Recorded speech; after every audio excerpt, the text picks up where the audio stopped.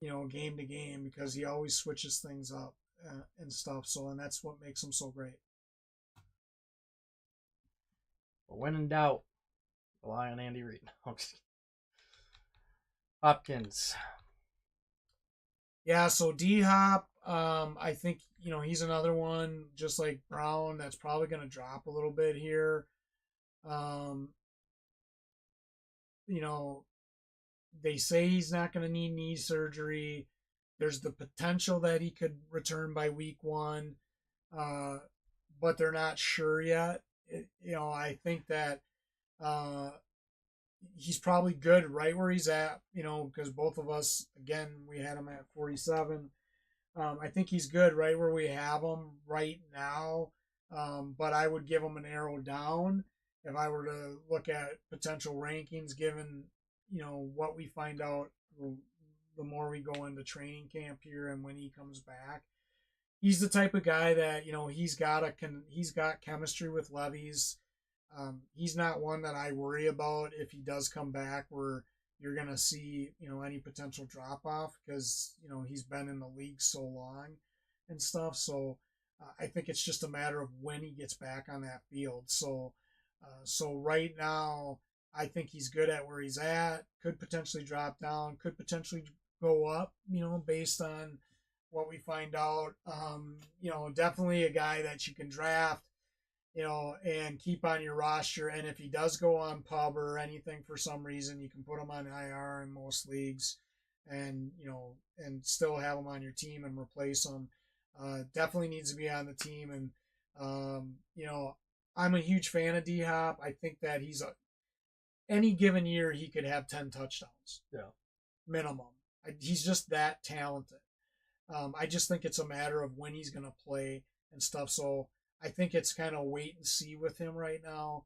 To me, he's definitely a flex option to consider when he is on the field, for sure. Because at any given time he can pop off with a 2-touchdown game. So that's just my opinion. So Yeah, and I think the 1-2 punch between him and Ridley is going to be nice, and then even throwing Tyler Boyd into the mix as well will be a fun offense to watch. I think. I don't know if they're necessarily going to win a lot of games, but I think it'll be a fun offense. It's a little hard to judge who's going to do what week because all 3 of the receivers really can score a touchdown whenever, and then you have 2 running backs that like to receive the ball a lot.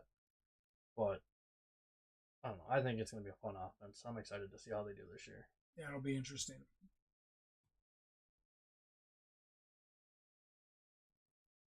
Jameson Williams.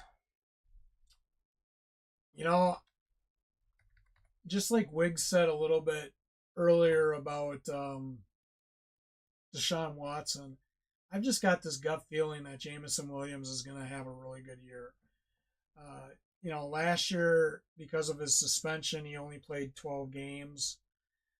He had 34 or 24 receptions for 350 yards and 2 touchdowns. This guy is really talented, though.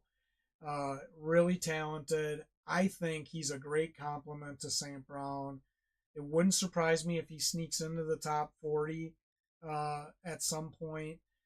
That's just my opinion. I think he's got a quarterback and Goff that can get him the ball and stuff. Now that he's going to have a full season and stuff, because obviously his rookie year when they drafted him, he was hurt.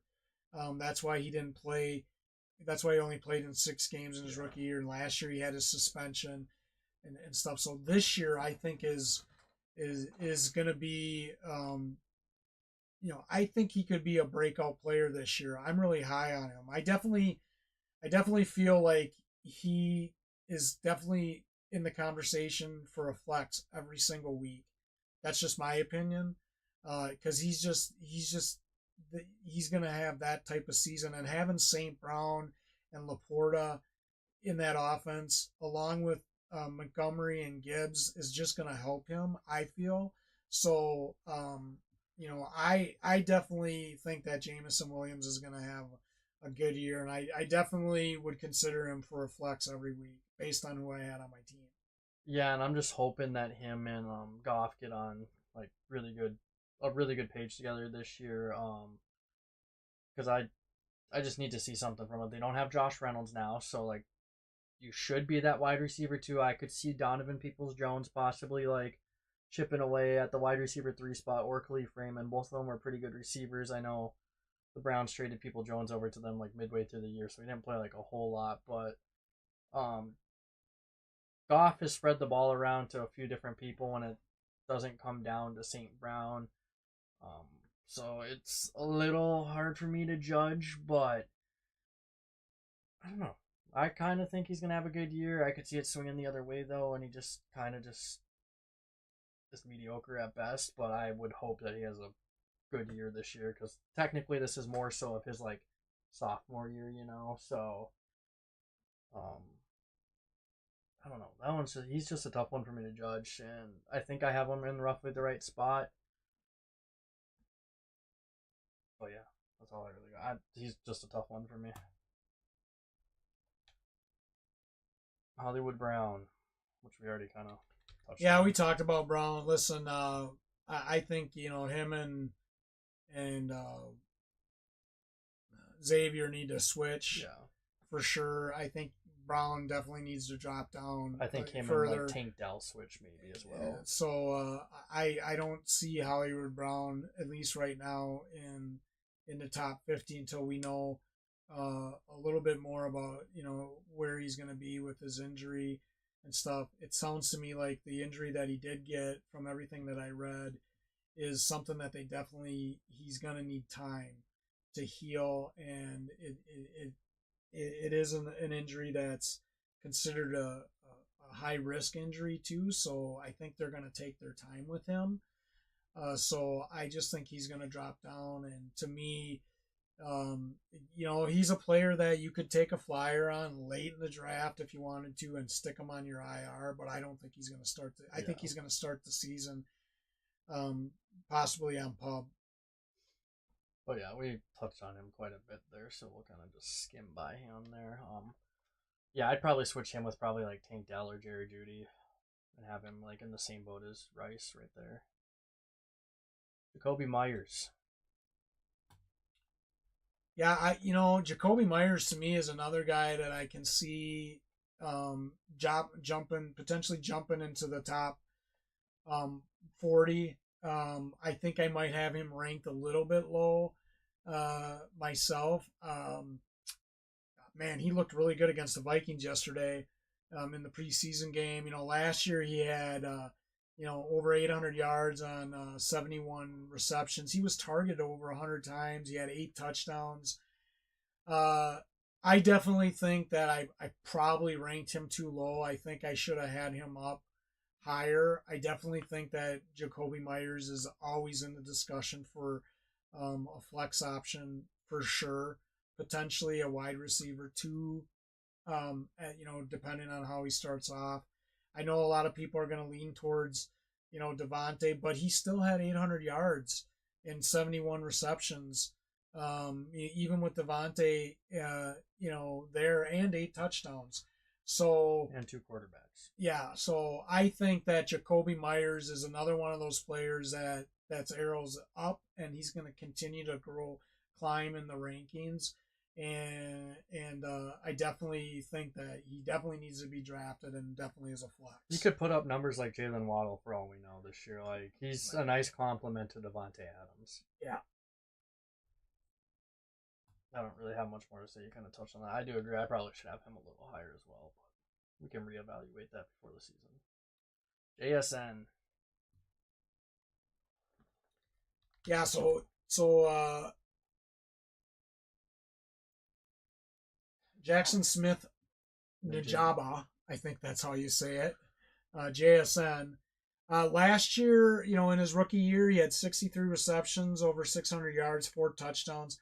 I think he's only going to build on that. I definitely do. I think him and Metcalf, along with Lockett there, Lockett's getting up there in age and stuff, but I think that they have a really good wide receiver core there. I like him. I think that he's going to build off of last year. I definitely think his numbers are going to be even bigger this year. I think Lockett's numbers are actually going to go down, and I think JSN's numbers are actually going to go up. I definitely think that he has the potential to to have anywhere from 7 to 10 touchdowns as well. I just think that him and Metcalf are a great combination.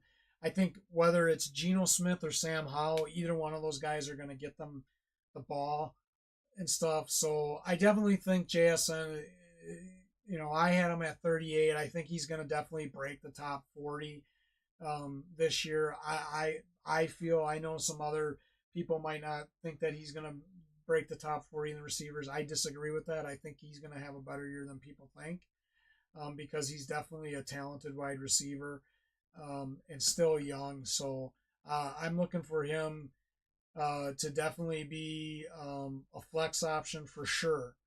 Definitely drafted, definitely could be popped in as a flex option based on who you have on your bench, on your team. Depending on how he starts off, could be a borderline, wide receiver too. I'm not sure he's quite there yet for fantasy. I think this is the make or break year that's going to determine that, and stuff. But I definitely think he's a guy you should have on your radar. Definitely someone I could see plugging in at a flex. I'd have to see a few games first before I would plug him in at a flex, but definitely someone you should draft if he was on the board. And listen, when we're talking about flex, we're kind of going off of what we play. We do one QB, two running backs, two receivers, one tight end, and a flex, right? So I know that there's some leagues that they do one QB, two running backs, three wide receivers, and a flex instead of a tight end. So depending on what you do, he's definitely in that conversation for, if you do that, he's definitely